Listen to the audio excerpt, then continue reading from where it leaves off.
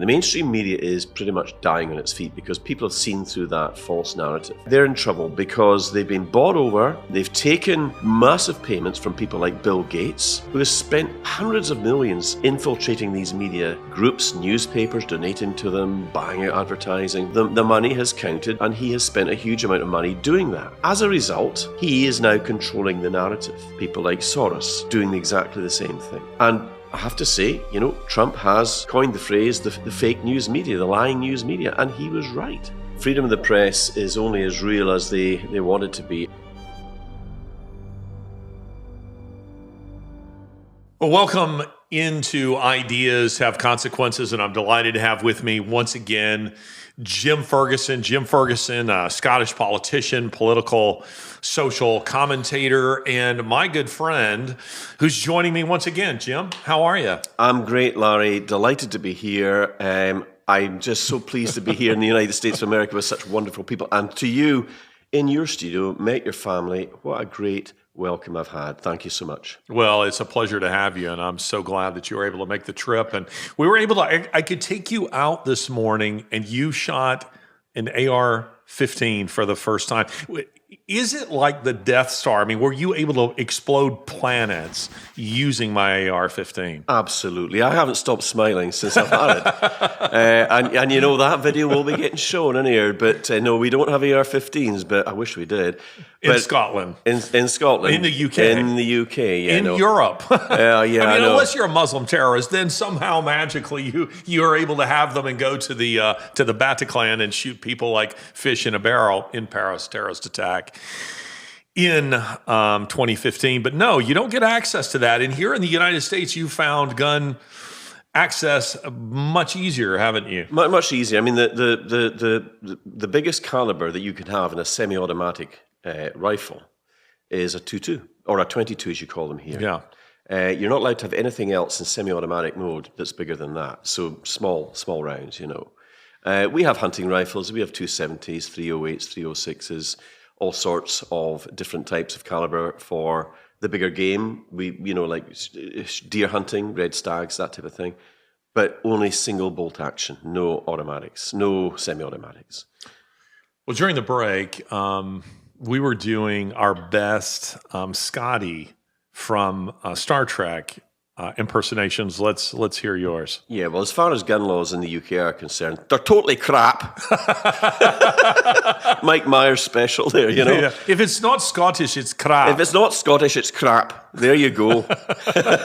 Let's hear your Scotty impersonation. Scotty, the engine's kind of good. A blow, Captain. She can't take any more. I used to be a big Star Trek You like fan. Star Trek? Oh, yeah. We used to watch it with my dad all the time. Yes, I grew up watching it in rerun, as of course you did too, because we're about the same age. So we weren't around when it was both 34. When it was both 34, and we weren't around when it was was actually on TV. But watching those reruns, I certainly enjoyed it too. Let's talk a little bit in this particular episode. We were talking.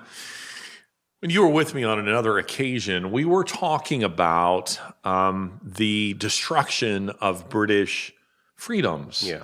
And here, what we would put them under, under our Constitution, the Bill of Rights, and those are under the Bill of Rights. They are freedom of press, religion, assembly, petition, and speech. So, religion, assembly, press, petition, and speech. So those are our freedoms. Let's take those one at a time as it applies to Britain. Let's start with freedom of religion. Is there freedom of religion in Britain? Well, there certainly used to be, and there certainly should be. But there was a shocking case just about 2 months ago where a Christian lady was standing near an abortion clinic. I saw this. Praying silently. She didn't even say she was. They said, "Are you praying?" And she said, "I might be." That's right. Well, that lady got arrested, taken into a police station, questioned, and I think she was actually charged. But, I mean, how appalling is that? I mean... Would they have done it if that had been a Muslim? Well, I think we both know the answer to that. Look, I mean, another good example of just how far things have gone in the UK is after the disgraceful attack on Israeli men, women, and children, civilians, by Hamas, just a few weeks ago, posters were put up because you have to understand they didn't just kill them; they actually took them back. Tortured them. A lot of women were and children Beheaded many. Well, they were taken back, and some Israeli supporters put up pictures and posters of the missing children and the missing people that had been captured by Hamas.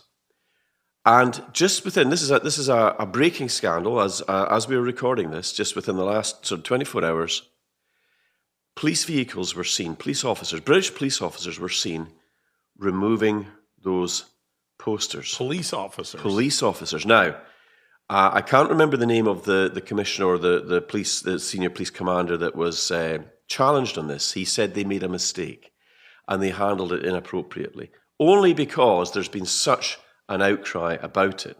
And once again, my old boss Nigel Farage will probably be all over this. I haven't seen to see if he is, but it's the sort of thing that he would most definitely tackle because he's one of the most honest politicians out there in the UK. It's why people flocked him. It's why I went and joined him, because he spoke the truth and he wasn't frightened to speak up for that. But how disgraceful that British police officers, yet there's Palestinian flags, people chanting death to the Jews, gas the Jews, and the police officers are standing by doing absolutely nothing. So to try to answer your question, freedom of speech is only an illusory dream at this point. Religion. So freedom of religion is illusory, and so let's just go to that. So freedom of speech isn't really a thing either. Well, there's once again, there was I saw some footage of a gentleman, can't remember his name. He was a sort of a British member of the public. He went out with his camera, as he has a perfect right to do, and he was filming flags that were not British and that were Palestinian flags. And he was saying, this is disgraceful, this is terrible.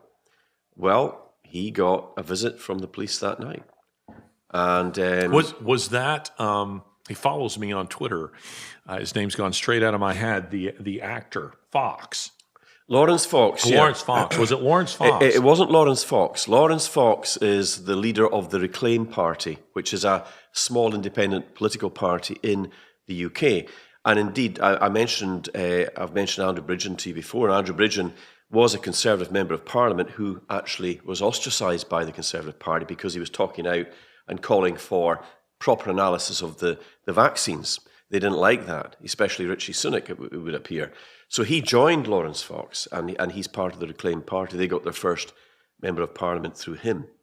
But Lawrence Fox has been busy, seen within the last 24 hours, taking these flags, these Palestinian flags, off of our war memorials and statues. That's like doing it in Trafalgar Square. In Trafalgar Square, yeah. So he's very outspoken, but they've tried to silence him as well.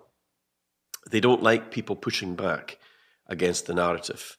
And freedom of speech is a fundamental right. We have what's called the Magna Carta in the United Kingdom, and there are a lot of people that believe that freedom of the press even, freedom of the press is no longer something that can be taken for granted any longer.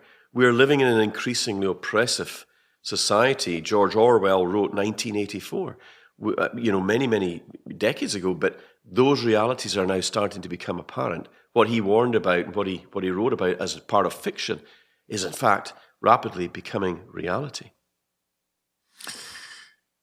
Yes, it is. I recently had on the podcast Anna Funder. She's an interesting woman. She's Australian. She is the author of a book called Stasiland. And the book's 20 years old, but I read it 20 years ago, and I recently reread it because it's talking about the rise of the police state. But she's been fascinated with Orwell, and she's written a book called Wifedom, which is about Orwell's wife. And anyway, that's another subject. But the point being that the Orwellian vision is becoming a reality, a nightmarish reality that we are seeing taking place in the Western world. Let's keep moving through our Bill of Rights, and then the two of us will just have a conversation. But to begin with, I really just want to interview you and ask you some questions, because I want people who are watching this podcast, who are listening. You get to travel a lot. I get to travel a lot. My work takes me all over the world. I was partially educated in Britain. I'm there a couple of times a year. So I'm seeing what's happening there, and I'm trying to inform people here about what's happening. Yeah. And sometimes it's hard for them to understand. I use the word naive. I mean it in a nice way. I mean it in the sense that Americans, generally speaking, I mean, we can find the real jaded, anti-human sorts in our big cities, but generally speaking, Americans are fairly naive about the world, and that is because they have grown up in a society that, if not Christian explicitly, it has been deeply influenced by Judeo-Christian worldview. And so the result of that is that Americans, as a rule, aren't used to. And I'll just use this as an example. I'm with a friend of mine in London for the first time some years ago. And I have a backpack, and I sit my backpack in a chair next to me, and we're, again, in this coffee shop. And he said, if I were you, I would put my leg through that backpack strap. And I was like, what? He said, oh, yeah. He says, it'll be gone in a second.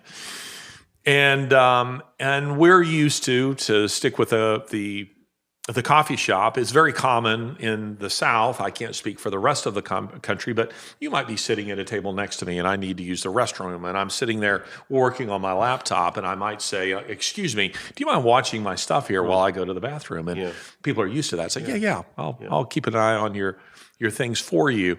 Americans, when that is the culture that you've grown up in, it's easy to extrapolate from that limited experience that the rest of the world is like that. Yep. And the rest of the world isn't like that. So the idea that and Americans are waking up to this because they've experienced Obama, they've experienced the hateful Biden administration that hates Americans. I mean, they hate Americans in their core.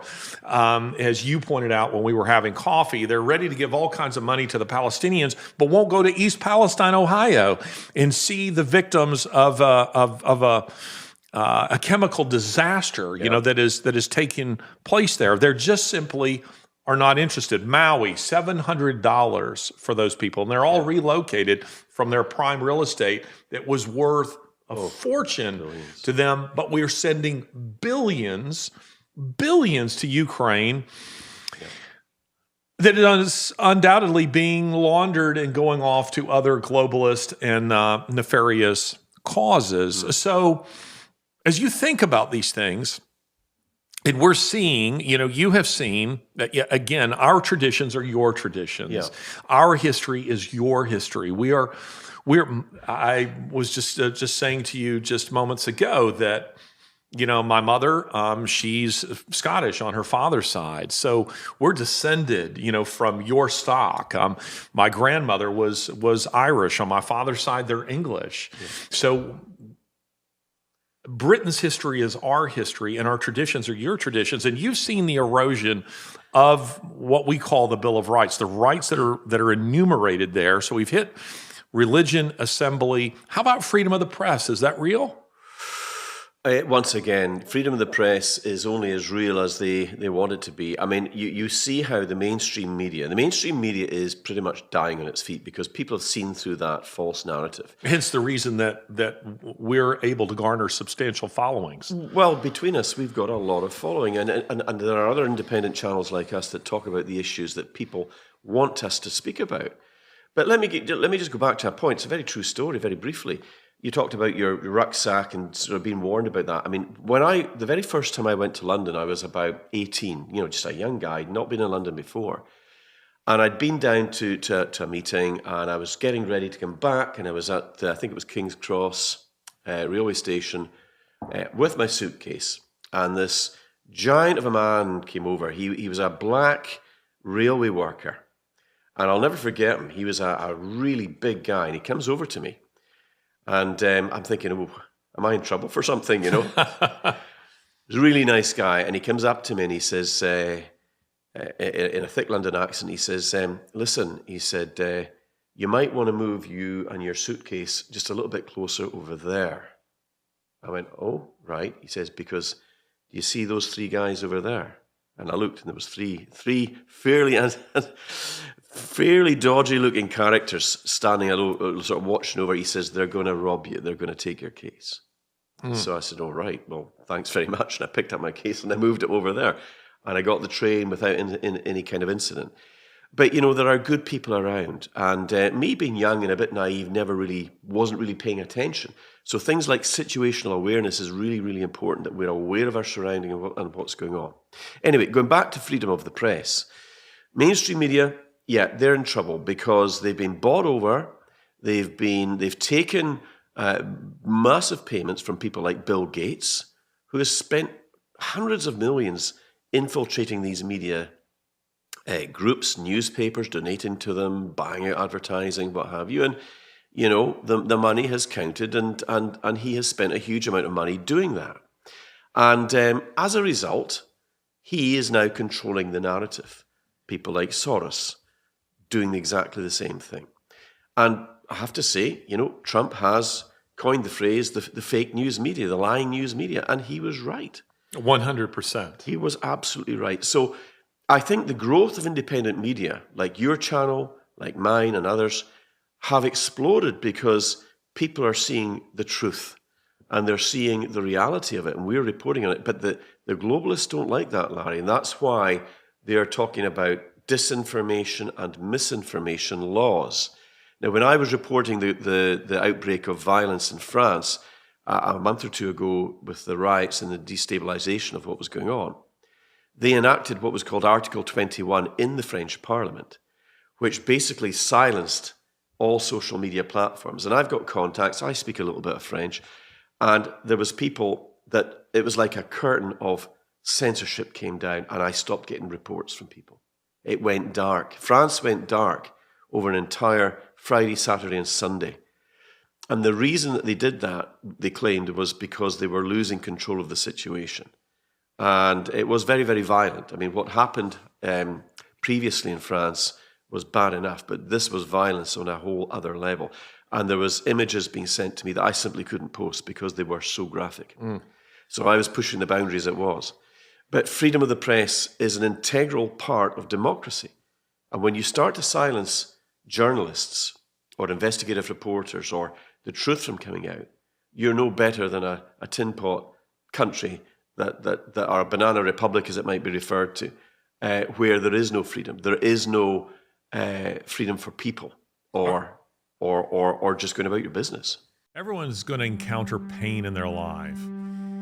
The questions deal with the degree of one's pain and the source of one's pain and how we deal with our pain.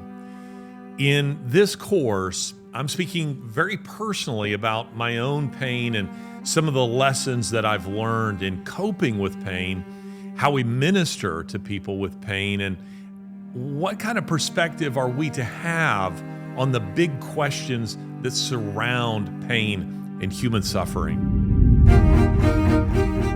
Why would you take a course like this? Well, presumably, if you haven't suffered in your own life, you will encounter people who do, and undoubtedly some of them are people who are very near and dear to you.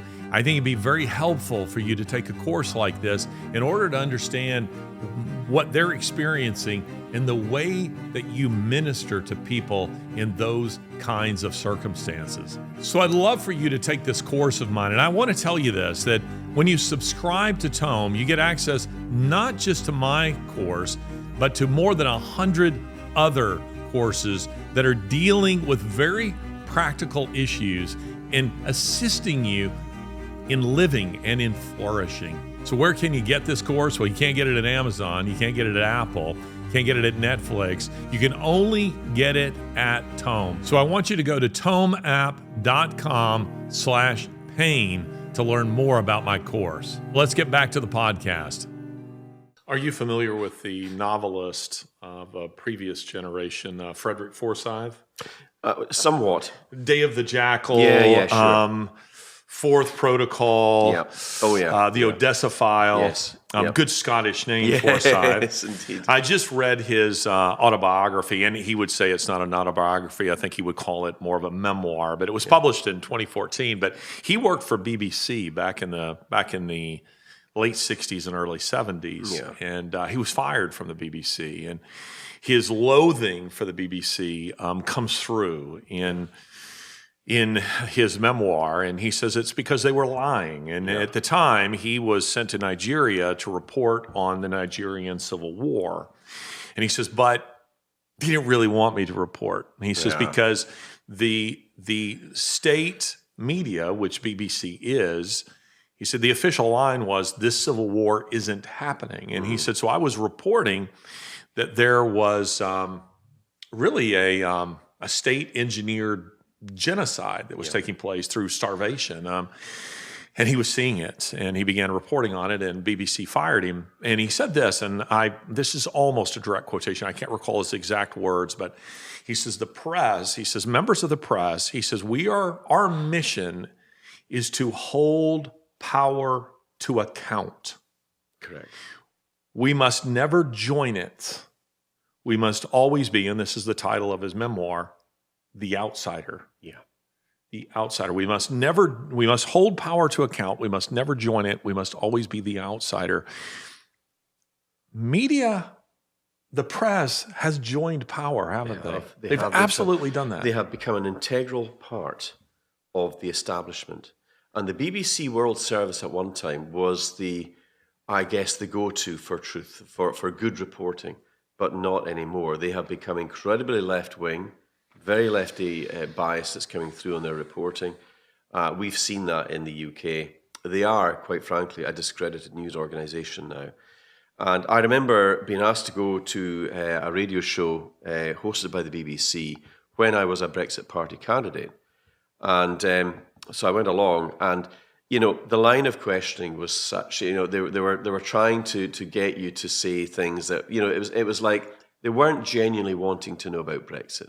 They were simply looking to trip you up. And I quickly cottoned on to it, and I said, look, I'm not going to play your game. And this was live on air. I'm not going to play your games. You want to ask me a serious question, you go ahead, you'll get a serious answer. But you, as the BBC, have got a reputational problem. And I'm seeing no evidence that that's not the case in this interview. So you can either end it right now or you can continue. Well, they backed right down and they continued. And they behaved themselves after that, at that point, because I wasn't putting up with any nonsense from them. But that's an example, a real example, a personal example of what they can be like. Oh, listen, I've done, I think, several interviews with BBC, and the last one I did, the previous ones were friendly enough, but these were with, say, BBC writers. So, right. But the last one I did was on television, and it was what's the name of the show? Newsnight? Oh, Newsnight, yeah. Apparently one of your popular shows. Yeah. And what they did in that interview was it was a complete setup. So for those who don't know how this works, a producer, somebody who's trying to acquire you to appear on the show, reaches out to you on Twitter, and they're, Jim, we'd love to have you on. We just love what you do. Love to have you on. And I'm a producer with BBC. We'd love to have you on Newsnight and want to discuss your latest article or book or whatever. And so you begin to this is very friendly interaction with them, but it's their job to go, come Hansel, come Gretel, to try to get you get you in-house. And then they hand you off to someone else. Then they immediately block you on Twitter so that you can't interact with them anymore or complain about anything. And when I went on the television show on Newsnight, I was broadcasting from Birmingham, so via satellite. And if you watch it, you can see this on YouTube, and I've written about it. You can't see the tricks that they're doing. First of all, they bring me on, but they don't tell me that they're bringing someone else on to bash me. He knows he's coming on to bash me, but I'm not prepared for him. I think I'm just going to be doing this interview with a guy named James O'Brien, who is an arrogant ass. Yeah. And so here I am in this conversation with him, but then they shut off my mic, and they go to this other fellow. Uh-huh. And all you see is him on the screen. You don't see me at all. So you don't see me going, hey, I'm trying to speak. Yeah. I like to respond to that. Yeah. You're just simply cut off. And so it gives the impression to the audience, at least to some in the audience, that you must agree with it or not have anything to say about that. Yep. But you know what I loved about the British people? After that, I received so many comments from people in Britain who said what they did to you was unfair, and we are ashamed. There you go. We're ashamed Yeah. that our media behaved the way they did in that interview, didn't give you an opportunity to defend yourself or to speak to the issue that had to do with my my second book, The Faith of Christopher Hitchens, which garnered quite a lot of media attention in Britain. But they were accusing me of things that just simply were blatantly false. Yeah. But here they bring a guy on to do that, and then they shut your mic off and they move the camera away. I mean, this is small stuff compared to what the media has done. But I became sympathetic with Trump in 2016. I've been very open about the fact that when Trump first came along, I knew that he was a New York liberal. Yeah. He wasn't pro-life. He wasn't pro-evangelical Christian. He wasn't a conservative. So I looked at Trump early on with great skepticism. And I saw Trump as a guy who's seeking to build his, You're Fired brand. What was the name of that show? The Apprentice or something like that. And I was just thinking he's just trying to up his game. Then he became president of the United States. And of course, I was thrilled with that because, not necessarily because I thought he would govern as a conservative, but because he had to be better than Hillary Clinton, who was a nightmare, a globalist, absolutely was sell her soul for power. And then Trump began governing as the most conservative president since Reagan, and arguably more conservative than Reagan because he began appointing Supreme Court justices who would eventually overturn Roe v. Wade. So I thought, maybe the guy isn't actually a conservative, and he isn't. But he is a businessman, and he loves America. He does, yeah. He is anti-globalist. He's a traditional kind of in the middle of the road American in terms of his outlook. And as a businessman, he understands that you keep a bargain, and that he had said to conservatives, particularly to evangelicals in this country, you vote for me, I will be your man. Yeah. I will represent you. And by golly, he did.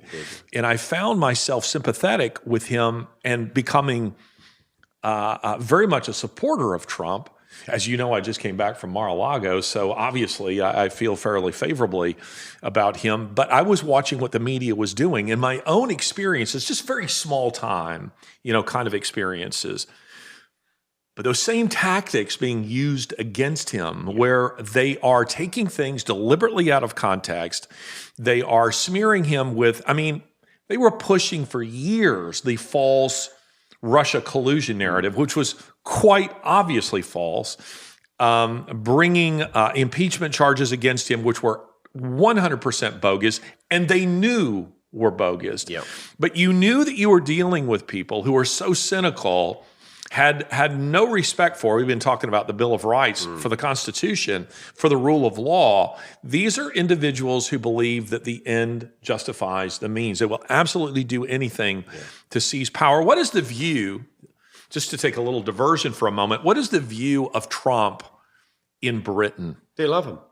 I can tell you, there will always be those on the left that don't. Of course, that hate him and believe everything they read in the media. But the Christopher Steele dossier that was paid for by Hillary Clinton, she should be in jail. She should. I'm not just saying that just because I don't like her. She should be in jail. This is criminal activity. Oh, this is criminal activity. I believe Biden should be in jail. Hunter should be in jail. There is so much corruption going on. Well, they're clearly on the take. Well, you talked about Ukraine, you talked about the taxpayers' dollars going across there. There's evidence of all of that just being a complete corrupt. But one of the things that deeply upset me, Christopher Steele is former MI6. He should have known better than to get involved in stuff like that. He really should have. But it just goes to show the level of corruption that's involved in this. Trump is loved in large groups of the population in the UK. I've always referred to myself as a Trump guy. Now, I like Robert Kennedy for his stance on COVID and his stance on lockdowns. I think he's actually a good guy. And I think, JFK and the Kennedys had a lot going for them because they weren't part of the establishment. They were anti-communist, pro-American. Correct. They stood. They were Democrats, but that was a very different era. A whole different era, And Trump was never part of that. Now, is Trump absolutely perfect? No. He's probably a very tough guy to work with, but if I ever met him, I guess he'd be a little bit like Nigel Farage, because Nigel and Trump have a lot in common. Well, could anyone else? I mean, yes, I think he would be very difficult. And some of his chief faults, in my view, are also the things that are also his strengths, meaning he doesn't take, I've been told by those who know him, he doesn't take any advice. And the way Steve Cortez puts it, who was a Trump advisor, he says that Trump says, listen, I'm a billionaire, I've been president of the United States, and I sleep with Melania. What advice could you possibly give me? I mean, what could you tell me that I don't know? Yeah. But I don't know of anyone who could have withstood the withering attacks, unrelenting attacks, and keep going and not cave, the way we've seen so many conservatives. I mean, we were talking over coffee how George W. Bush eventually caved. And I think that they caved is, just to repeat what I said to you, I think that George W. Bush caved because they were threatening him. People will forget this, but when Obama became president, you began seeing all these media stories that George W. Bush was a war criminal and that he should be charged as a war criminal. And this narrative was being promoted very strongly, Obama himself. And then suddenly Obama says, let's be gracious and we will pardon him. And he signs a kind of a permanent pardon. Since then, George W. Bush has been snuggling with Michelle Obama. They've tried to use those same tactics or Mike, as some would say. You must have read my mind. I knew what you were saying. I knew what you were. Jim, I already know the way you think. So they've tried those same coercive tactics with Trump, and none of them have worked. No. We are going to impeach you. Doesn't work. We're going to threaten you with jail. Hasn't worked. We're going to go after your businesses. Hasn't worked. We're going to devalue. Again, as I just said, I just come back from Mar-a-Lago. It's our third invitation there. Beautiful, stunning place. Yeah. Quick review. Can I offer you a review of Mar-a-Lago? Oh. I've been in many five-star hotels, but five-star hotels in the U.S. anymore are not that great. And that's because the service can be a little surly. When I'm in New York, when I'm invited to New York, they often will put me in the Plaza, which is a very famous hotel, which ironically is a scene from Home Alone that Donald Trump appears in, takes place in the Plaza Hotel. So a very famous hotel. Yeah. The Plaza Hotel is the Hampton Inn. I mean, it has a very impressive lobby, but the rooms are outdated. You have to plug your phone in, across the room and nowhere near. It needs massive updating. It's not that impressive. We have a new sponsor to the Ideas Have Consequences podcast, and that is John Candor, Candor, johncandor.com. John is a faithful member of the posse, a faithful listener to this podcast, and he sent me some of his products. Take a look at these beautiful shoes, which I've been wearing. This other pair of beautiful shoes, all leather, which I have been wearing, in this beautiful wallet, which I just received yesterday. And so I don't yet have my credit cards and such in it, but I'm American flag on it. It's lovely. Listen, some of you have been faithful supporters of Mike Lindell and My Pillow, as you should be, because we want to support conservative businesses. Maybe you're tired of pillows and sheets and slippers. Well, Christmas is coming, and these kind of leather goods are just fantastic. I personally love leather goods. I really do.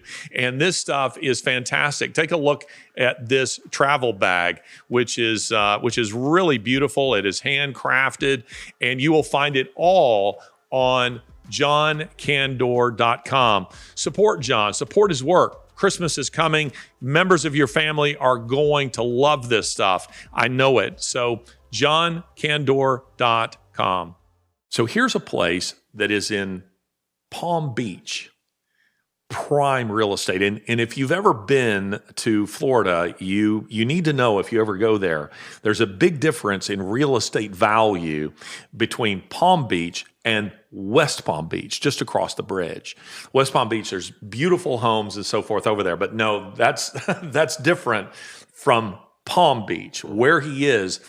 So this latest attack on Trump has been to say that his, and I forget how many acres it is, it's something like 18 acres, or that it's only worth $18 million, $19 million.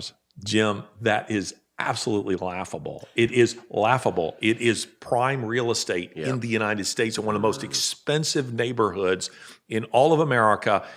I wouldn't even begin to guess what its the property alone is worth. I mean, if you took all the buildings off of it, and the buildings themselves are substantial and quite impressive as well.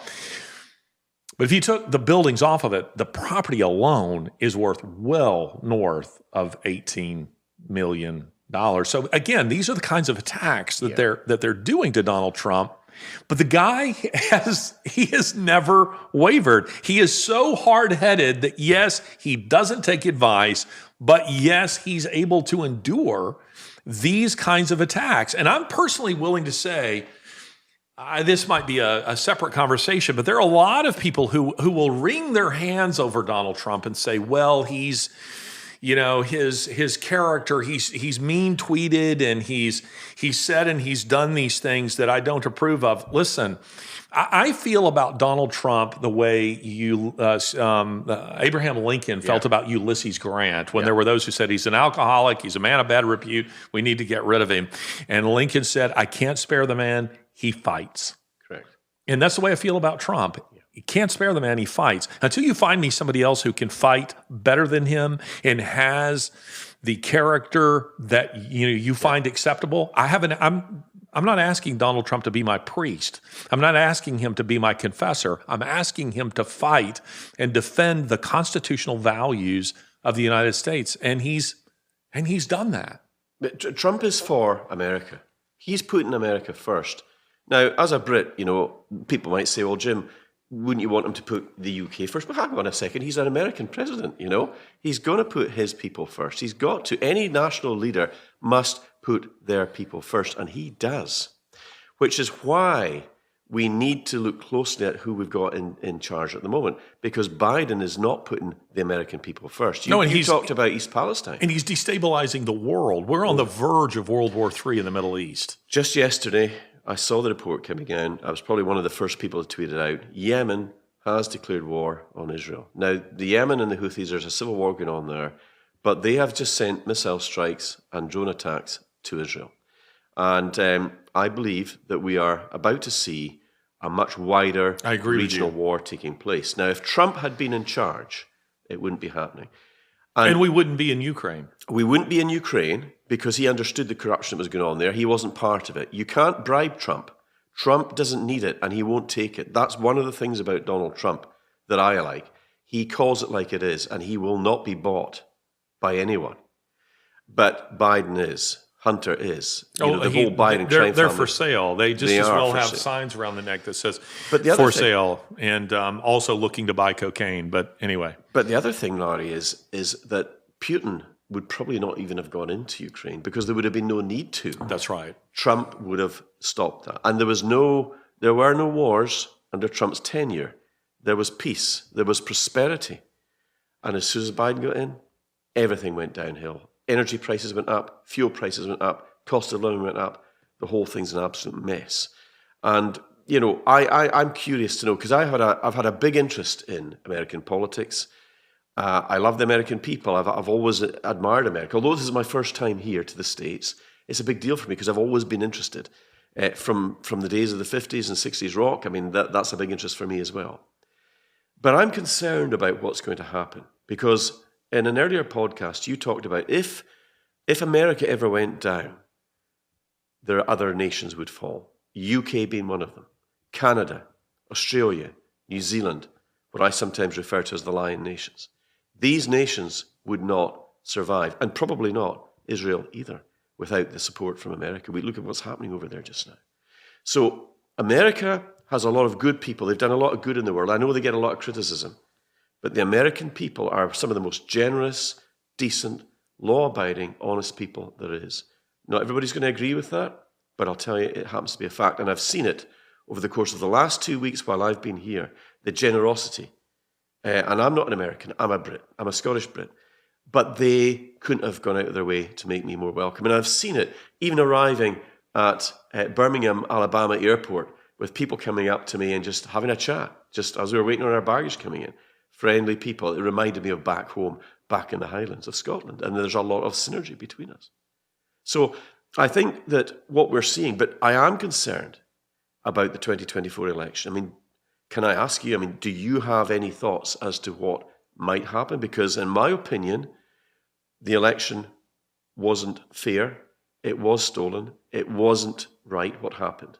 And I'm concerned, Larry, that there might be something else that could happen where they might come under intense scrutiny. They might try not to have it, steal it again because they might get caught. But might they stop the election from happening in the first place?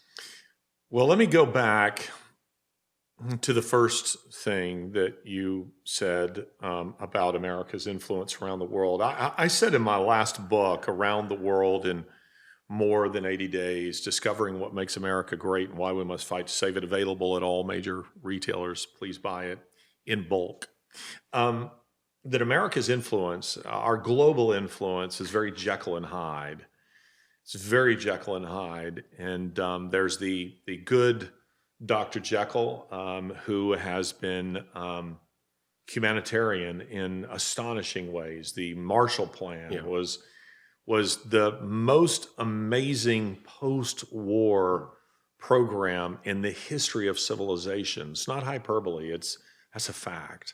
It's the most benevolent post-war program in history. America's efforts to defeat communism and bring down the old Soviet Union, rebuilding Japan and taking it from a war-loving, emperor-worshiping feudal society, dragging it, kicking and screaming into the modern world and turning it into a democracy with arguably the most democratic and enduring constitution in the world outside of our own.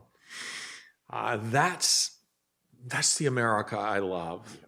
Then there's the Mr. Hyde America. That's the one that you encounter, particularly in the third world, under the Clintons and under Obama and now the Bidens, where they're pushing extreme policies and saying, we want you to liberalize your abortion policies, your sexual ethics policies. We want you to open your borders, all the same things that we're seeing in your country and in ours and throughout the Western world. These are the things we want. Oh, by the way, here's, so we want you to do this, and then here's aid. But the aid is always attached to that. And you have some African countries who have said, nope, we're not doing this, so that the president of Kenya, for example, before Obama visited, when he was president of the United States, they wanted these changes, the Kenyans, to make these changes, and Obama's visit was conditional upon them making these changes. And the Kenyan president said he need not visit. Because we're not doing that. And you're seeing some African leaders who are coming out and saying, you know what America wants is they want us to open our borders. We're not going to do that. We've seen what Hungary's policy has been in that regard, which has been a model to the Western world. Tucker Carlson, who has a much, much bigger brand than either of us or many of us put together, he's been talking about this in a very big way, pointing this out. So that's the Mr. Hyde America. And so America's influence, Americans aren't always aware of this, but our influence isn't always a good influence. Under this administration, it is a very pernicious influence. I mean, Ukraine is the most obvious example of this. I mean, we provoked this war. We absolutely provoked this war, and we used Britain to help us do it, along with many other willing participants. As for the election in 2024, and I would love to be wrong, Jim, but I've discussed this with guys like Steve Cortez, who's much more of an insider than I am. He knows DeSantis and Trump and all these people quite well, and he's very involved in the weeds of politics. And there are other guys that I talk to who are also likewise very engaged in these questions. But I always keep saying to them, It doesn't matter how many Trump rallies you have. He's not winning. And I don't believe he's winning because I believe he won in 2020. I think Dinesh D'Souza's film, 2,000 Mules, demonstrates this quite definitively, that he won. All of a sudden, there's this red wave, and then counting stops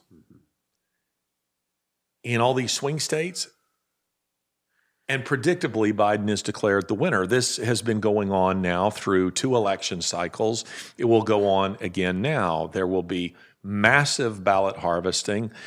There will be outright election rigging. I don't know. I hear all this about Dominion voting machines. I don't know if I don't know really anything of the specifics on that, whether or not there's anything actually been proved about the machines themselves. But in-person voting has to return because mail-in ballots have been a disaster. Prior to the election, they wanted the pandemic because they wanted lockdowns. They wanted an excuse to have millions of mail-in ballots that you can't possibly really hand check and verify whether or not they're actually legit. So why is it that Democrats who want digital IDs don't want them when it comes to voting? It's strange. They don't want you to have to verify your identity and have to appear in person to vote. So my own personal feeling, I don't know exactly how it will happen. Will it be through a lockdown? Will it be through declaring martial law or something like? I don't know, but I do believe that unless Republicans are prepared to address ballot harvesting and election rigging, no Republican will win the presidency. They just won't. And it appears, we were talking about rhinos before. Yeah. Mitch McConnell and other rhinos have no interest in addressing this, and that is because they're beneficiaries of a corrupt system. That's what they want. So no, I don't think any Republicans winning in 2024. And I'm sad to say that. And I would love to be wrong. I hope I am wrong, but I don't see it happening. It's funny, you talk about voter ID, and it's exactly the same in the UK because the Labour Party is the equivalent of your Democrat Party, the Liberals, Very far left, very woke, very extreme, and very dangerous, I have to say. But they don't want voter ID either. When I was in the Brexit Party, I campaigned in Peterborough extensively. I was down there for weeks helping the candidate to get there. I was telling you last night when we were having that wonderful cigar and having a chat on your porch that, in fact, he came within, a couple of hundred votes of winning. And up until the very day before, the Labour activists were down. We were seeing them going round, and whenever we appeared, they would scurry off. They knew they were losing. But the very day before the election, we all could see a shift and change. And then, of course, they won. Because they knew the fix was in. They knew the fix was in. And there was a convicted fraudster seen in that election hall that was identified. And it was reported to the police, but nothing was done. So, well, see, I think what happened, pardon me, Jim, 2016, they were caught unaware. They were, in 2 elections, in Brexit and in the election of Donald Trump, and they decided that will not happen again. Yeah. That we will not let that happen again. And not because, hey, we're going to campaign harder, we're going to put more money in advertising. No, we're going to rig the elections. I believe that's so. what we're going to do. But those 2 elections completely blindsided the globalists, the global left. They didn't see that coming, and they changed tactics. Certainly, it's the American people that are suffering, and it's the UK people that are suffering. We are suffering under the heel of these globalist policies. These politicians, if you take Canada, I talk to a lot of people in Canada, and I've learned so much about the Canadian cause, the trucker movement, the stand that they took, where they had their bank accounts frozen. It's something that's so appalling. Yet they soldier on. I've got a lot of admiration for the Canadians too.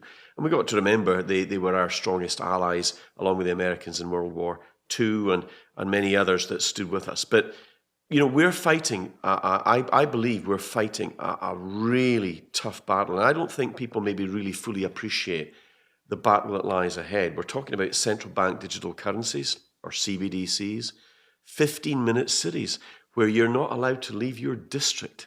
They say that everything that you need is in a 15-minute zone around you. But you'll own nothing and be happy. And you'll eat the bugs. And you'll eat the bugs.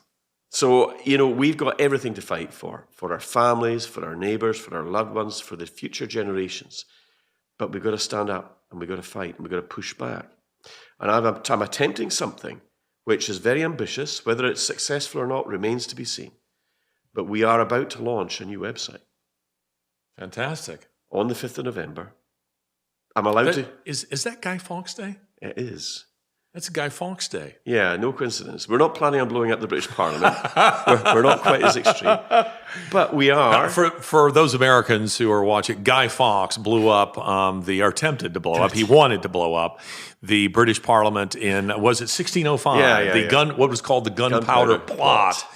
And to blow up the Parliament has been made into a few movies, but now Guy Fawkes he's almost your Halloween character. He is, Penny for the Guy. Penny for the Guy. We have him sitting on top of the bonfire, setting fire at the bonfire. He's a bit of a joke now. Yeah, but we are trying to get this movement going. In America, you've had the Tea Party movement. Yes. And I've watched from a distance for a long time about how the Tea Party movement got created, how it was a fairly autonomous organization that gave power to local communities.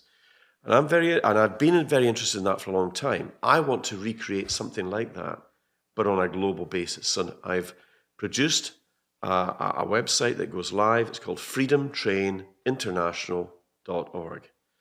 And I'm hoping that people will use that because it's a safety net, because as censorship becomes ever greater, as they continue to lose the information war, it's important that there is another alternative.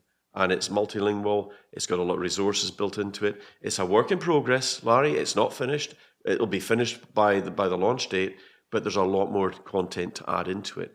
And this is going to be a huge resource. And in fact, I would invite you to maybe link into some of the podcasts that you're doing, because you've produced some amazing material when it comes to globalism, what it is and why we must resist against that, because it is the enemy of humanity. Talking about resistance, we've been talking about rights. Let's go to the Second Amendment. The right to bear arms in this country, that's very foreign to British people. So many of the Brits that I talk to, even conservatives, they have been so inundated by their own media that they think Americans are all just shooting each other, in the street, that it's the shootout at the OK Corral every day in America. What is your, as a Scot, what do you think about our Second Amendment? Oh, I think it's unique in the world. And I say you must guard that because the whole purpose of the Second Amendment was to prevent a tyrannical government from overthrowing the rights of the people and destroying the nation. And I'll tell you, it's incredibly important that you fight for every single one of your rights, and the Bill of Rights and the Second Amendment is an incredibly important part of it. No, I don't see it as being extreme at all. I think it was your founding fathers were some of the smartest people going. And I know that there are people that say, well, they were this or they were that, or they were connected to this or they're connected to that. Look, at the end of the day, you've got something worth fighting for. It's the envy of the world, let me tell you. And it's enshrined. It's there. It cannot be taken away. It's part of your destiny as the American people. And I have huge respect for those that salute the flag, that take the Pledge of Allegiance, and who honor your country and its destiny. Because America, despite the faults, despite the corruption, despite a lot of it, is fundamentally a good Christian country that cares. And I want to see America continue, because if America ever falls, we're all down. No, and listen, if you talk to those people who have fled communist countries, they will tell you that the seizure of weapons, I had someone in South America say this to me, I thought they put it very eloquently, that what happened in Venezuela was first the destruction of the freedom of speech, and then the seizure of weapons. Yeah. And they said, and after that, it was game over. Sure. And that's the First and Second Amendment right there. And they say, once those two fall, it's game over.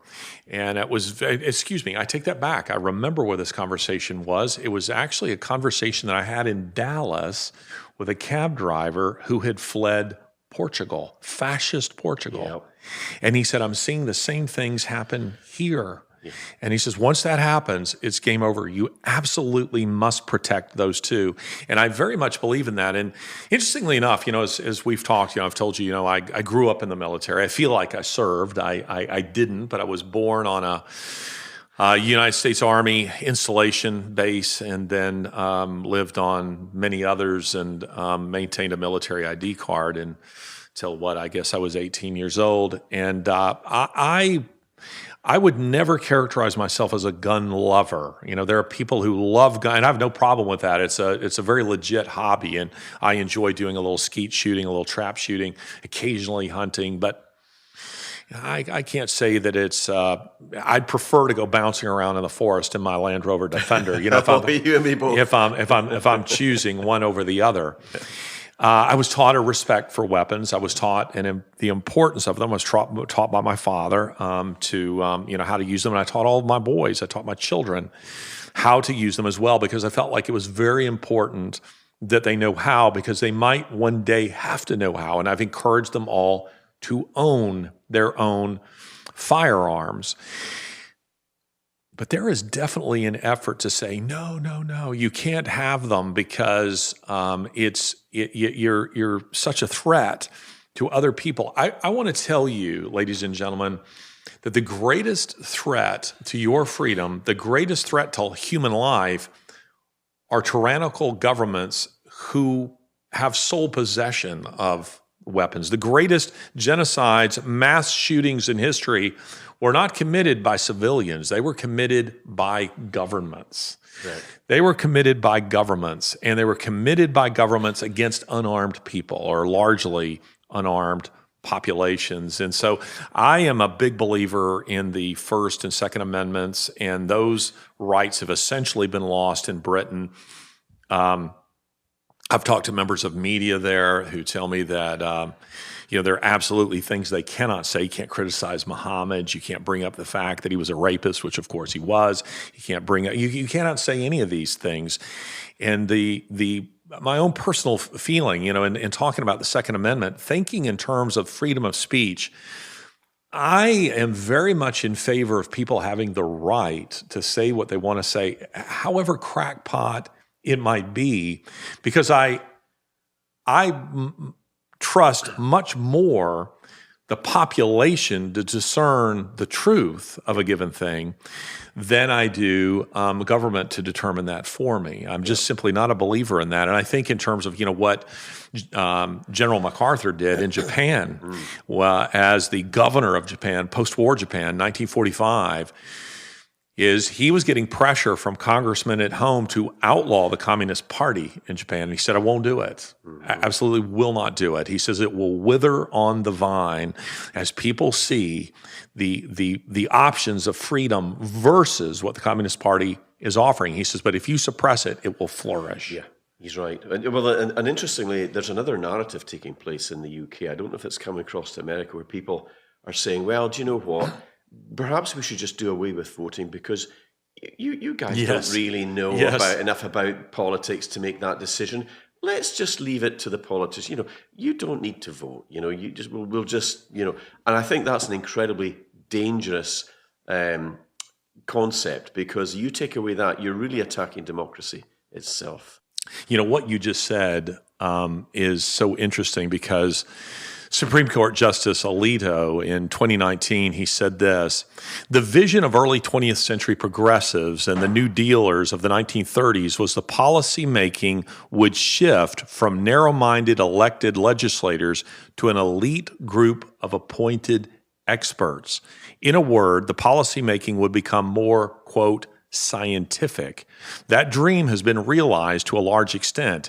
Every year, administrative agencies acting under broad delegations of authority churn out huge volumes of regulations that dwarfs the statutes enacted by the people's elected representatives. And what have we seen in the pandemic? Sweeping restrictions imposed, for the most part, under the statutes that confer enormous executive discretion to these committees.